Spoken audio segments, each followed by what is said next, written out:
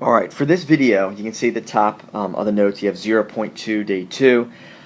We're just going to deal with adding integers, okay? Adding whole numbers. They could be positive whole numbers, they could be negative whole numbers. We're not going to use a calculator for any of this. This is all going to be mental math. And as I said, we're just going to do adding. When we go in class, we'll do subtracting, multiplying, and dividing. Okay, kind of relating it to the real number line, which we did the previous day. First definition you could take down is absolute value. This definition, as you can see, is written, this is the distance a number is from 0 on the real number line. Okay, we're going to deal a lot with this, especially if we're adding positive and negative whole numbers. That's pretty important to kind of use rules to figure out if our sum is a positive or a negative number. I'm going to shoot over here to the right and give you an example. If you ever see these bars, like around a number, that means absolute value. Okay, the absolute value of 3, that's going to equal 3. Because if I'm at 3 right here, I am 1, 2, 3 units from 0. Now if I'm at negative 3, right, if I slide over, this absolute value is still going to be 3. Because I'm still 1, 2, 3 units from 0. So absolute value is really, it's never a negative number. So the absolute value of negative 3 is 3. Okay, that we're really going to use when we add positive whole numbers and negative whole numbers. Okay, to go over the easy part. Okay, I have adding broken down into two parts. Okay, the first part is if you have the same sign. Now what I mean by that is you're either adding both positive numbers or both negative numbers. Very important. Again, what's in the blue is what you should take down. Sum means, first of all, I didn't even explain it. Sum means that's the result if you add two numbers.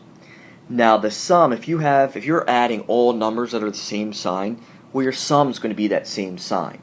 Now what I mean by that is if you add two positive integers, your result, I'm going to say it's going to equal a positive number.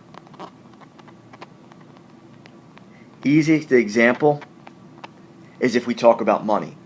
Okay, money is very easy. If you have, $5 and then you get $10, well then you have $15. You just add them, and you have a positive number right there. Very, very simple. Okay, so to give you the example, right here you just add. This is kind of just common sense. Let's say you have 6 plus 7. Well, you just add them together. It's still a positive 13. If I had, 7 plus 10, they're both positive. 7 plus 10, I know, is 17. And that result's positive. Very, very simple. Now if I go to negative integers, well, they're both the same sign. The result, or the sum, is going to equal a negative integer. Again, I can relate this to money. If you have a negative number, it's kind of like saying you're in debt.